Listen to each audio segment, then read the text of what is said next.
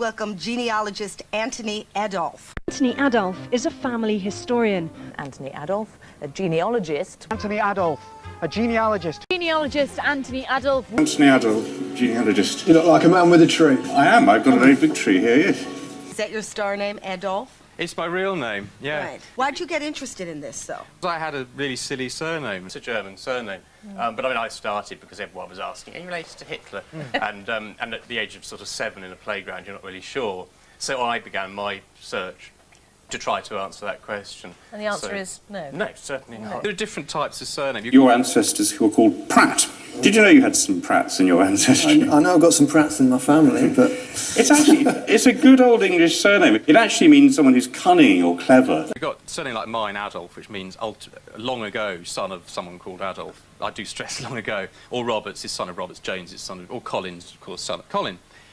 Where do you get that? The S is short for son of. Oh, yeah. That's a fantastic thing. When Thomas set up house with his servant Sarah Joanna and had all these children, including Lawrence of Arabia, he assumed the name of Mr. Lawrence, and she was Mrs. Lawrence, and they just pretended they were the Lawrences because they didn't want to attract too much attention. Already, just immediately they spring out, don't they? Yeah. It really does show that Schofield is easily one of the most popular names in this parish. So, genealogy. Tell me what that means. Genealogy is studying a family tree, tracing, working your way back through generations. One way to start tracing your family tree is to speak to as many living relatives as you can and see what they can tell you about your ancestors. Ask parents, grandparents, cousins, ask anyone you possibly can for information about what they already know about the family, because of course old people do tend to know quite a lot. Or nothing at all. Or nothing at all, yes. Well, there is that, yeah, that's the problem. But the key is not to leave it till it's too late, and just when you get the gaga answers, it's sort of, get in early. So what I'm going to try and do is use birth, marriage and death records, which go back to 1837, and the censuses go back to 1841. And the census tells you the two really useful things you need to know when you trace a family tree, which is how old someone was and where they came from. We know from the 1881 census that this is where Horatio Nelson Lake grew up. So let's see what this fantastic catalogue has to tell us. We've been tracing right back to the beginning of the 19th century. We've found no less than 4 generations of canal boatmen. I've actually got his discharge papers here from 1878. Using a specialist index at the Wigan Local History Library, we found a newspaper cutting which told us about Richard Eatock's tragic death. Oh goodness, look, here it is. Here it is. It survived. OK, so we're looking for the surname Johnson. It should appear on one of these graves, and there it is. Teeter accompanied Byron's body back to England to be buried in the family vault, which is right below where I'm standing here, in June 1824. We've been able to bring you here to the grave of Elizabeth Gordon, who is your great-grandmother. Remarkably, there was a female journalist on board the Titanic, Edith Russell, who did survive, and she recorded one of the last conversations Robert Wareham ever had. She sent it back to her cabin to collect. Can you believe this? It was her lucky mascot, a toy pig. This is a Gloucester old spot pig, and he comes from a village called Blaisdon, which is very near Gloucester. And we've traced your ancestry back to John Parsons, who lived in the same village. This is, at long last, your family tree. The magic moment. The magic moment, and here they are, your ancestors begin to reveal themselves. Coming in here, I found that they've got this wonderful family tree of the MacLeods of Assynt, which is exactly what I wanted. Anthony's decided to travel north to the snowy highlands of Scotland. My quest to find out more about Philip's family tree takes me from London to 19th century Manchester.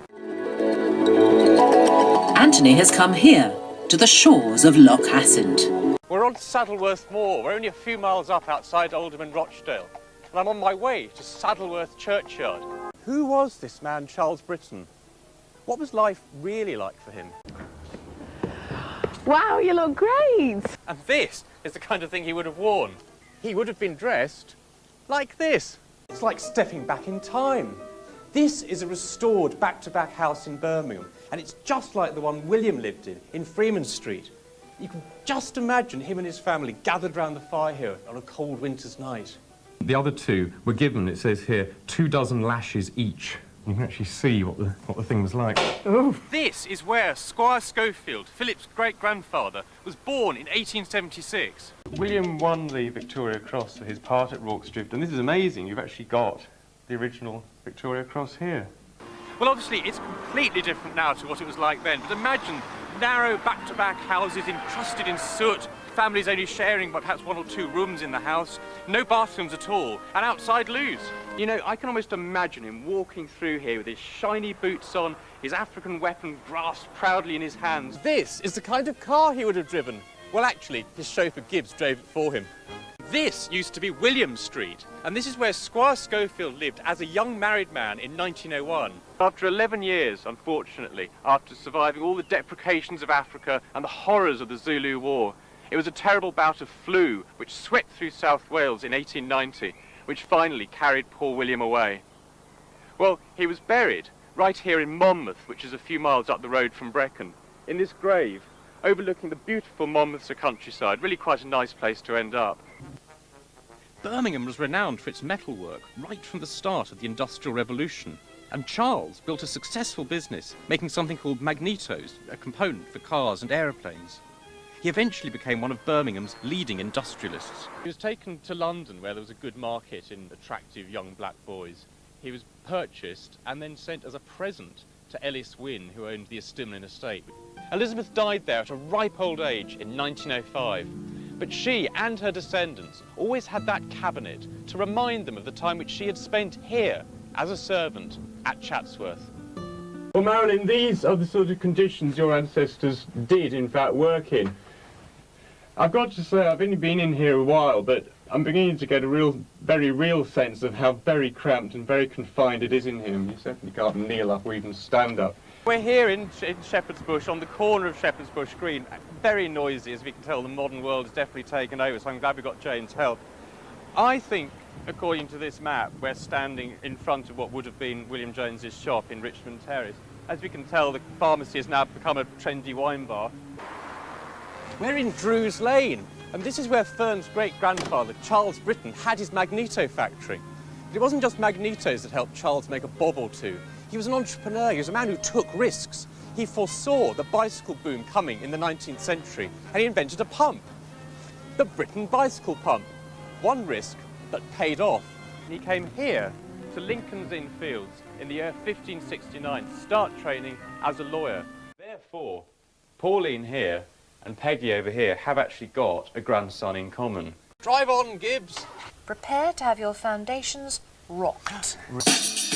This is, in fact, from the criminal register. But the father's name was left completely blank. Sure sign of illegitimacy there. He'd made his wealth and gained his social position because of slavery. When we looked at your great-great-grandfather, the Reverend John de Mowbray, we had a real surprise. He'd assumed the surname de Mowbray, and his original name wasn't that at all. It was Mitchell. Your uncle, wasn't he? Who was hailed as the giant Welsh baby. It's called Trench Town because your extraordinary ancestor got on a boat from Galway in Ireland and came here to Jamaica to make his fortune.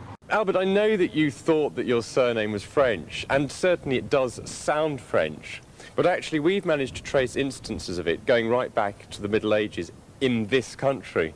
It crashed into the platform they were on, smashing it to pieces. We've come 5 minutes' walk from Lincoln's Inn down a very dark alley to the Ship Tavern, and this is a pub which shares Timothy's secret. Here's little Stephen down here. Now, we thought he was Ian's son, but in fact, it turns out he was Simon Wicks's son after his fling with Cindy. Now, Simon, of course, is Pat's son, so therefore Pat is Stephen's grandmother. Oh dear, well, I've been trying to find out where Vauxhall Street was using these old maps and a new one, and I've found it, but unfortunately, they've knocked it down and turned it into Aston University. Middle name Johnson probably indicated that his father was a Mr. Johnson. So we're not Dawsons at all? No. If you have any idea of what the regiment was or what rank he was. Lance. Regiment? I'm sorry, that's not coming through to me. The living room caught fire. Yeah. I mean, you begin to think, as Ozzy said, hold on a minute. Well, you see, he's now said, I think the family's cursed. But I mean, I think the fact that your £3 million house doesn't burn down is actually quite good luck. One I don't know the reason for is Henry III in the 13th century passed a law, which I gather is still in force. You may be able to tell me this law. You can't maim or injure a fairy. Now, that one I do wonder about. Well, you should but nice. never hurt a fairy. You shouldn't anyway, because Never. a star will fall out of the sky. But you may think that's silly, but then in 1986, only 1986, they passed the Outer Space Act, and a magistrate can authorise the use of reasonable force to repel an alien invasion. So you can't injure fairies, but you are allowed to attack aliens. But only if a magistrate says so. Do we think there's such a thing as a curse? I mean, you look at the Kennedys and you think, what a run of bad luck. If I was a Kennedy, I think I'd be very careful before going outdoors. The first time we met you came to talk about the 1837 census that's gone online, wasn't it? Was that? No, I came on first to talk about my own book, actually. Oh, did you? Because presumably these are all coincidences. And in fact, the press then got onto this idea of Tutankhamun means curse.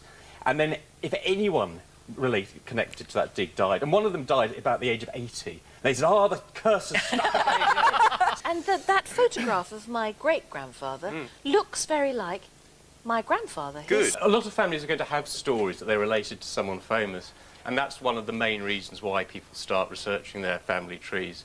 We've made an incredible discovery. It's not to do with Thomas and the properties, but it goes back to our old friend Dick Turpin. This is Burke's Extinct Peerages, which records all the titles in this country that have gone extinct. I'm hoping that the Herald's records here are going to carry the Cumberford line down much closer to the present and connect us up to some of the people out there who are unknowing descendants of William Longsword. It turns out they had a daughter, which is great news for me, called Africa, who married Olav, who was king of the Isle of Man. Now, they had a descendant called Laud, who was the ancestor of the clan MacLeod. The castle is ruined here, obviously. There aren't any MacLeods here anymore. But I'm hoping, against hope, that there are going to be some clues as to where the descendants went. How far back can you go? How far back? Well, normally in this country we've got fantastic records. One of the reasons genealogy is so popular in Britain is because we've got some of the best records in the whole world. And so most families, with a lot of hard work, and obviously a little bit of luck, can get back to about the 17th century, the 1600s.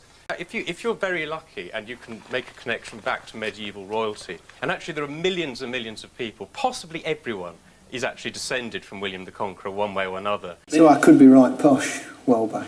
There is a possibility of this. When you're trying to get information about royal family tree, do you do the same as I would, just look in a history book? Yes, you do. They are cousins. They're in fact 16th cousins. Of course, Kate's ancestors are all over the British Isles. Davis, Harvey, Stone, Temple, Hill, Webster, you name it, all these different families which are in Kate Middleton's ancestry are now ancestors of the royal baby, our future king. Every family tree has surprises, and none more so than people who've traced their ordinary families back, like mine, perfectly ordinary families, back into the 17th century, and then it turns out that Kate was also descended from one of the same people as me. George VI was called Albert. Prince Charles, we understand, will become George VII. So yes, so this baby George might end up being, instead of George VIII, he might become Alexander I. Just think of that. One person sitting around this table is related to Her Majesty the Queen herself. Well, that's not bad for Manchester, is it? It was because he was descended from John and Catherine that Henry VII was able to claim the English throne. We can take a line back from Arthur's grandmother to someone called Nicholas St. John, who is an ancestor of yours living in the 16th century. And that gives us another interesting family portrait as well.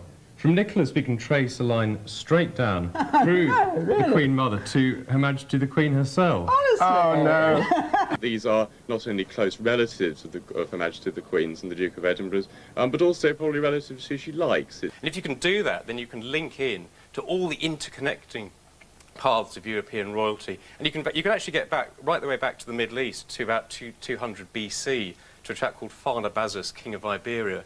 He's the earliest member of any royal family you can actually trace a bloodline back to. Because that 6th cadet who we spoke to had heard of your grandfather for a really good reason. Because she is his niece and your cousin. And we've got Oh my God! a really special message from her right now. Look at this. No. We've flown her over to meet you. Oh my goodness. Do you see that lady who's just sitting over there now in the red top? Oh my That's goodness! your cousin. That's Grace Williams. Wow. That's fantastic. Yeah. Much more interesting than I thought.